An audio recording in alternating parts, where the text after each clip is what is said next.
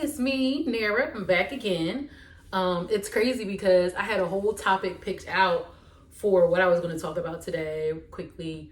And then my long guy came and threw everything off. And while he was making all that noise and I was waiting, I said, let's purge some more because after my last video, I felt great. Like getting my dating anxiety and the issues that I had experienced, and even shedding my little tears. Like I had family members and friends call me and tell me how they were touched by it and how brave I was for kind of expressing some of the issues that I had experienced in my dating.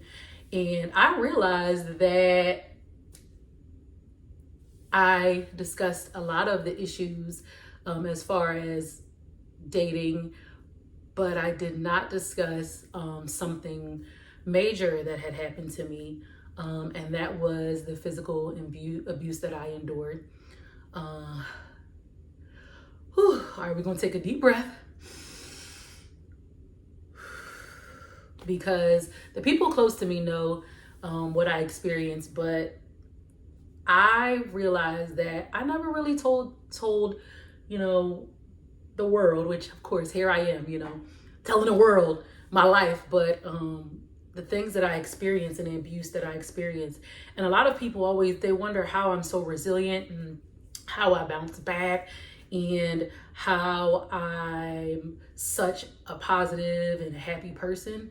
It's because of the pain and the experience that I've experienced as far as the abuse at the hands of my kid's father, that I realized that I'm happy to be here because it could have been many times when I could not be here. Let's just say it like that. I met my kid's father in my first year of college. I was all excited and hype, and he was one of my friends. And I was like, oh, yes, yes, yes. We were friends for like 4 months before we got physical and, decided to go there. And y'all know what I mean by go there. But we were friends. And it is so crazy to me because even with all that he put me through, I can honestly say that out of all the guys I've dated, that he was the one that I would laugh with, have the most fun with, before our relationship got sour. But it's sad because he was actually a great friend until the trauma and the abuse started. So I met him, we started dating. Of course, I discussed in the last video about not having my dad there, and he did the whole love bombing. Like, he made me feel special right away. And I was like, yes, I need all of this. I need all of that, And we were very physically attracted to each other where we couldn't keep our hands off each other. And of course, needless to say, within 4 months of dating, I was pregnant with my daughter, who is now 19. I decided to move to Florida, and that's initially why I moved to Florida, is because I got pregnant with my daughter, and I knew I did not want to have kids in Philly where I was from because of the trauma and that's a whole different story. I was in my first drive-by at 10 years old. We'll just say that. So I had trauma as far as where I grew up and the experience that I've experienced in Philly as a kid. And I knew I didn't want to have kids in Philly. So I decided to move to Florida because I had 2 aunts that lived here. And so we move here, we come here, we're struggling. And in the process of us struggling, he meets a pastor. And so I come home from work, he's like, oh, you gotta meet this pastor. He's great. Long story short, I don't want to go all the way into the whole thing. We wound up meeting the pastor. We wound up, he wound up starting a church. And the church was like a cult. Before we linked with that pastor, not to say our relationship was perfect, but it was cool. It was cool. Even though we were struggling, even though we had barely 2 nickels to rub together, we were in it together. And it was like that pastor was the catalyst to the demise of our relationship. It was so interesting because I felt like the pastor loved my husband. That's it. I'm gonna be honest. I felt like he loved my husband, and I felt like he was in love with my husband, and I felt like he didn't want us. I cannot believe I'm going here, but I'm going there. I made a promise that I was going to be honest, and I'm going to be honest.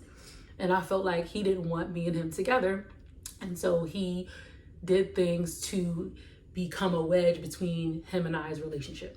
The first time he put his hands on me, I was 7 months pregnant with my son. And I was in school, and I remember getting dressed for class, and I remember him punching me so hard that I lost my sight for like 30 seconds, and I thought that I wouldn't be able to see again. And I remember going to class, and I'll never forget my anatomy teacher. I love her so much. Like, I hope she's okay, because she was such a godsend for me in this time. And I remember laying my head on the desk and crying the whole class with my hoodie over my head after he had physically abused me for like the first time. And it was crazy because she let me cry and let me keep my head down the whole class. And I was like so grateful for her. And at the end of the class, she was like, "It's gonna be okay, you're gonna be all right." But that was the first time he put his hands on me. I was 7 months pregnant with my son. After that, us joining the church, everything was for the church, for the church, for the church. All of our money for the church, all of our time for the church, fasting for the church, putting our family time after the church. Everything was about the church, the people in the church, the pastor, the pastor, the pastor. And I knew, because I loved God so much, like I love God so much, but at that time, I'm saying love because that was the state that I was in. I love God so much at that time that I was willing to do anything to show God that I love God. And that's why now I am not a huge fan of religion, more of relationship with God and how you connect with God, because of the trauma that I've experienced through that church and with my ex. And I remember just feeling hopeless. I was in my last semester of school. I was feeling hopeless. I felt like I had done everything I could. Me and him were physically fighting at that time because I did not want to go to the church anymore because it didn't feel right. The pastor literally kissed me on my lips in front of the congregation because I guess it was like his symbolizing, like, I'm going to kiss the devil because I was the devil, because he knew my ex had told him that I didn't want to be in the church anymore or whatever. And I remember crying on the way home and telling my ex, I remember saying like, "You let him kiss me?" And I remember him beating me up in the car with our kids in the back seat, because the pastor had kissed me. He hit me because the pastor kissed me. He didn't check the pastor. He called himself checking me. And I didn't think that he was going to kiss me. I went to hug because we were all hugging each other at the end of service. We were all hugging each other. And he literally, when I went to go hug him, he literally kissed me on my lips in front of everybody. And that's how you know it's in a cult, okay? If everybody sat there and watched the pastor kiss another man's wife and nobody said nothing, you're in a cult, baby. You're in a cult. And so it was bad. I knew that it was like not good. I mean, he would chase me through our apartment with knives. I remember him chasing me, threatening to kill me one time. I literally cannot feel right on this spot. It's like the size of a quarter, right? On this spot in my leg. I have no feeling because I remember he got upset with me one day and stomped me with a Timberland boot, and my leg like popped open. And from that moment on, it feels like pins and needles when I press it. There's like no pain. I probably could like stick a needle in there and won't feel it. But I mean, a lot of physical abuse, a lot of emotional abuse, religious abuse too, because when people take your love for God and use manipulation to get things out of you, and that's not of God. Come to find out, this pastor had a rap sheet, 30 pages long. And I guess while he was sitting in prison right before he met us, he thought of a way to, get people to follow him and where he wouldn't have to work. And that, I guess his thought was he would become a pastor. And it was crazy because I remember when it finally hit the fan and I knew it was the end because I didn't want to go to the church anymore. And I remember that day I kept saying, "Where are they at? Where they are?" I had just had a final for my second to last semester. And I was like, "Where are they at?" And the kids came home. I don't want to go through the whole story because it's very traumatic and I won't be able to finish. But long story short, he winds up abusing me and my son. Now, as a parent, as someone who was in that marriage, because I married him because I thought in my mind that we would have our children, we would be married, we would live our life, and everything would be great. And I didn't know that at that time that I would have to choose between the love I had for my kids and the love I had for my husband. But of course, as we can see, I chose my children because he had always put his hands and physically abused me. But that day, July 16th, 2007, he decided that he was going to abuse our child. And I remember physically fighting him, trying to get him off of, our child. And he beat me up, you know. And I remember me waiting for him to go to work because he worked 11 to 7 overnight.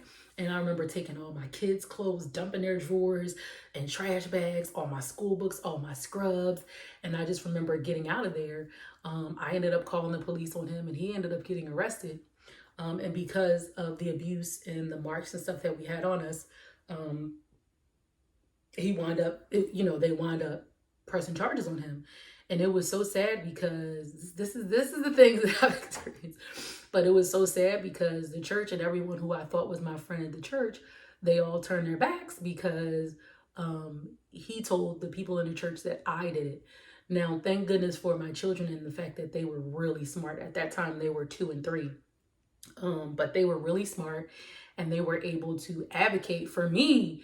Imagine me, you're like needing my kids to advocate for me because the social worker told me, she was like, your daughter is one of the most smartest 3-year-olds I've ever met. And because of them telling the story and what happened and how they were able to recall step by step what happened, is how, the court wound up pressing charges on him. It's so crazy because I ended up being homeless after that. I found out while he was in jail that he hadn't been paying our rent. He was giving the pastor all of his money unbeknownst to me. And I remember my grandma flew down to help me because I was in my last semester of nursing school. And I remember she flew down and it was crazy because, my last semester of LPN school, because I was at LPN at that time before I went back to RN. But I remember her flying down and I remember us having a good day going out somewhere and coming back and having an eviction notice on my door. And I swear, I had never seen my grandma cry. I had never seen my grandma cry when her mom, her sister passed. My grandma was a very stoic person, and I'm sure she had cried, but she never did it in front of us.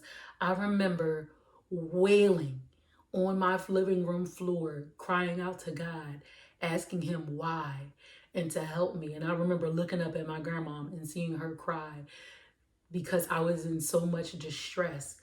And that was one of the saddest days I've ever experienced, is seeing my grandma cry because I love my grandma. She's my favorite person. But see, here we go.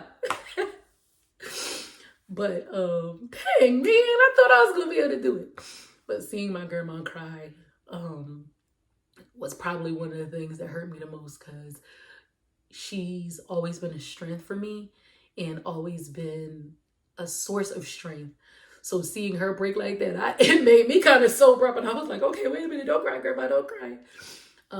But that experience with everyone turning their back on me, eventually, there were a couple of stragglers in the church that helped me. But I don't know. We won't go there. But there were a couple of stragglers in the church that did help me. And I'm thankful for the help that they did give at that time. But my grandma wound up taking my children back to Philly my last semester of school. And I remember she wouldn't even let me talk to my kids every day because I would call crying and hearing their voices and them saying, come get us, mom, come get, that broke my heart. But I knew that if I hadn't finished school and if I hadn't pushed through that, it was going to be a struggle all the time because I knew that I was on my own, and to this day, I know, and even when because he's always been in and out of our kids' lives, not even in and out. really out, but he'll pop in every couple of years.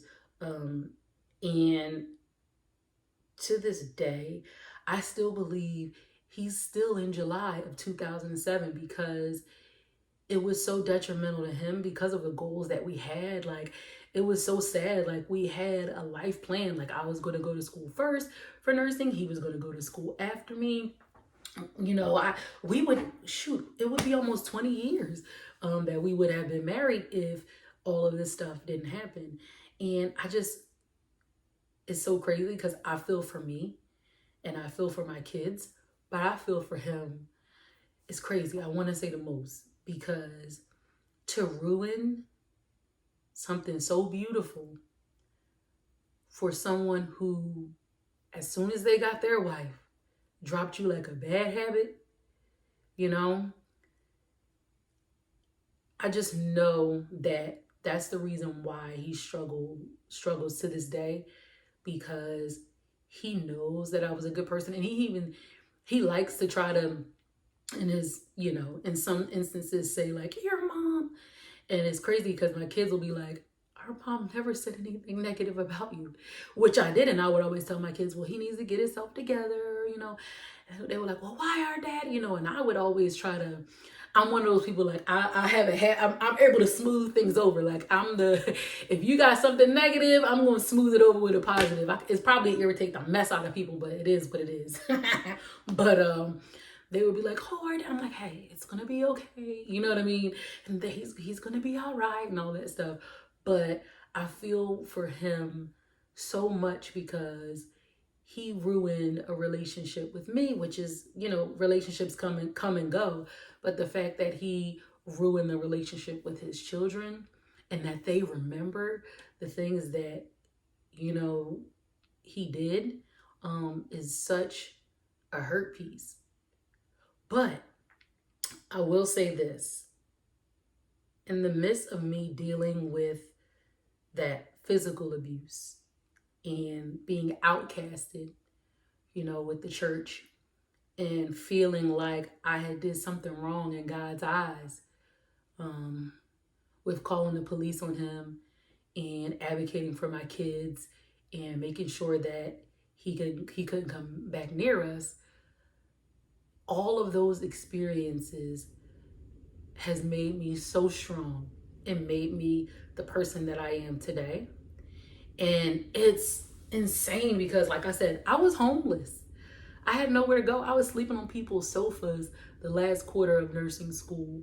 And when it hit the fan, it hit the fan. Like, everything went wrong all at once. And I remember right before when my grandma came, I remember like not having food, deciding on like how I was going to feed my kids. And I think the reason why I am such a go-getter now and why I don't fold. Like, anything can happen right now and I am going to be strong. I'm going to be like, I'm going to say, it's okay. One day I'm going to look at this situation and get the lessons from it. But right now I'm going to thug it out, tough it out, and push through. And a lot of that came from the trauma that I experienced in my childhood, but also the trauma that I experienced in that relationship.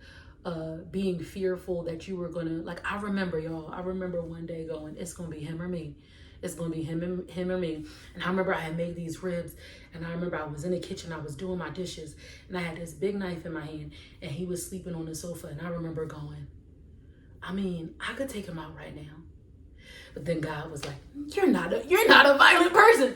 But then I was like, I mean, if I don't take him out right now, then he's gonna take me out. I mean, chasing me with knives. Anytime I would disagree with anything he would say, he would be physical, grab my hair, punch me in my face. I mean, threaten to kill me, you know? And I just remember going, it's gonna be him or me. It's gonna be him or me.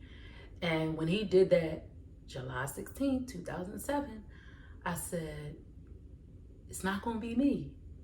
And I remember the fear I felt. It's so crazy because before my grandma came down, I kept seeing him because our apartment, when you would come downstairs, it was a big bush, and I kept seeing him hiding in that bush. And it was so crazy because I would literally put, hello, I'm doing a video. That's Elijah, my baby, who's 18. And I remember thinking like, he's gonna stab me. He's gonna be hiding in that bush and I'm gonna come down the steps with the kids and he's gonna hurt me. And I had a restraining order on him, but I'm like, he doesn't care. He doesn't care about that restraining order. And I used to be so terrified that what I would do is I would pack my car up the night before it got dark outside. So, because I knew the neighbors were out there and it was very busy because it was an apartment community. And so that in the morning, my hands would be completely empty. I would just have my kids' lunch in one bag, and then I would have both of them in because they were 2 and 3. And I would literally carry both of them under my arm, and I would literally run down my stairs, run to my car, throw them in the car, lock the car door, and then put them in their car seats. But I would be terrified, feeling like, this man's gonna hurt me. This man is going to, that kind of fear where you fear every day, like today might be my last day. Today might, you know what I mean? And I remember being so scared. And he did wind up violating the restraining order. He didn't come, but he kept calling me and harassing me. And he wound up, they had let him out of jail. And they wound up putting him back in jail for violating the restraining order. But I remember that period of time was the most, I would say a year and a half, because I was 7 months pregnant with Elijah and Elijah was about 2. So it's about 2.5 years of terror. I was so depressed. I had gained 50 pounds in a year. I remember eating a whole cake one day because I was so anxious, and just feeling like I was hopeless. I remember he wouldn't let me get my hair done. He wouldn't let me get my nails done. He wouldn't let me do anything that's why I'm such an advocate for my self-care and just doing things for myself, because I remember a time where I couldn't, do those things because he would threaten me or he would get upset. And ultimately, I really feel like the reason why he did that day was my dad's mom had passed away a couple weeks before then, and I flew up for the funeral. And in his mind, he thought like that I did something, or he was just freaking out. And I think that ultimately was the reason why he was just so angry.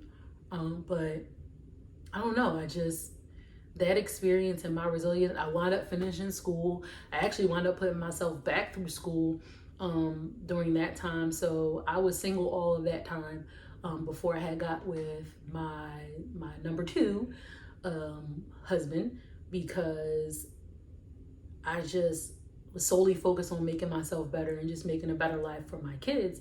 And I think the reason why I chose number 2 was because he was a safe option. Because you have to think, like, number 2 had been my friend all those years since I was a kid. And so I'm like, he's safe.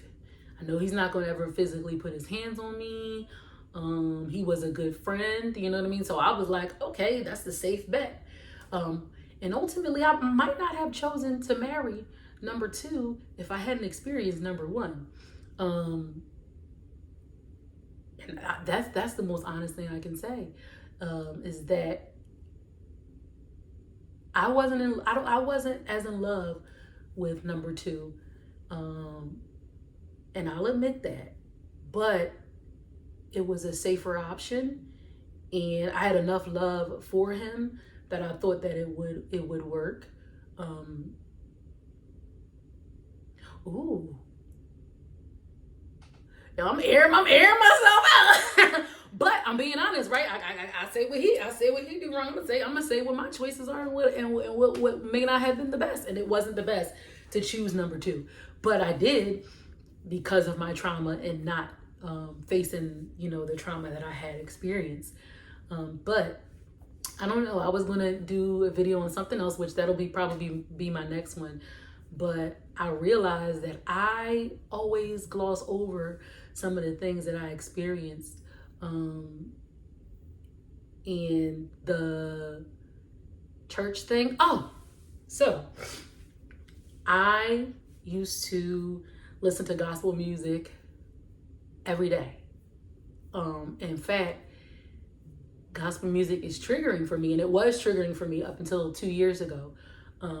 2 years ago, I was able to, after 15 years, I was able to listen to my first gospel song all the way through, because he would abuse me listening to gospel music. And it was so triggering for me that just listening to it made me get anxiety and just took me back.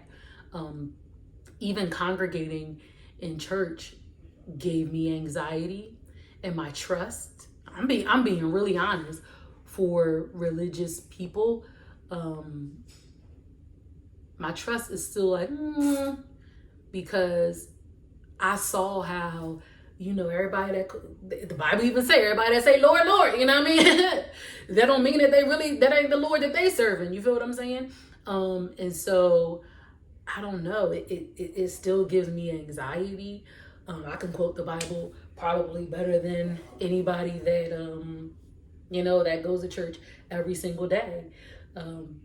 But that situation has affected the way I look at religion. Like I said, not relationship, religion, and look at people who are extremists. You know what I mean? Because they're religious extremists, and they're a Christian religious extremist too. But I look at people who are extremists kind of sideways, because it reminds me of the people that used to be in that church. And so I'm like, okay, because I feel like, because when it all came down to it, they didn't stand on what would Jesus do? He wouldn't do that. You know what I mean? He wouldn't shun someone who was a good person and who was in a abusive relationship, and you guys take the side of the abuser. Like, Jesus wouldn't do that. You know what I'm saying? So I don't know. I still have a little bit to work through when it comes to that. But I just felt like I wanted to kind of do a video on some of the things that I experienced, and I'm gonna watch it back to see if I like it enough to post it. But I don't know. I just felt the need to get on here and talk about my experience. So I want to close it with, if anyone is in an abusive relationship or knows of anyone that's in an abusive relationship, the most important thing is to get to safety and to get help. It's not going to change. And ultimately it can cost you your life. So you want to do it safely and get the courage and get the support that you need, and get yourself set up so that you can get out safely. Thankfully for me, God never left me. I ain't leave him either, you know what I mean? But God never left me. And when I cried out that day and asked him to be there and to guide me and to help me, he did, because I wouldn't be anywhere without him and without his guidance. When things fall apart, he always is the glue that holds it together for me. And I am thankful for the fact that he gave me the strength enough to get out of that situation, and to love me, myself, and my kids more than the love I have for a man. And so I don't know. It's, when I look back on it, like I can't cry how, I want to about it, because I know that things happen, and that those experiences and that trauma and that pain that I went through at that time, it made me who I am today. So I'm not thankful for what happened, but I'm thankful for the lessons. And I'm thankful that I'm as resilient as I am. And if anyone ever thinks they can hurt me, you can't hurt me more than I've already been hurt. You know what I mean? And so I don't even take things personal for a short time, but I move on, because I'm like, I've overcome homelessness. I've overcome abuse. I've overcome, like I said, physical violence, drive-by shootings, there's nothing you can do other than physically take me out the game. But even that, God still got me. You know what I'm saying? He still got me. So, but I don't know. I just felt the need to kind of let the world know and kind of put it out there what I experienced, because so many other people have experienced, but don't let the world know what they went through. So my hope is that my story can help someone, and I'm exposing myself, and it's okay. I am happier than I've ever been, as y'all can see. I am happier as I've ever been because I'm not letting anything stop me. I'm purging all of the negative experience that I had and putting it out to the world and feeling great about it. You know what I mean? And I've had someone call me and go, "Do you think that's a good idea?" I said, "Hey, it's good because it's me. You do what's best for you, and I'm gonna do what's best for me." You know, and I can't judgment. People judge me anyway. You get what I'm saying? People look at me and make their determinations anyway. So at least I'll give you the truth and let you decide if you want to keep judging or not. Or you can look at me and go, "Wow, that's why she is the way she is. I get it now." You know what I mean? But either way, I'm still gonna be me, and I ain't gonna stop. So I guess I'll see you on the next one.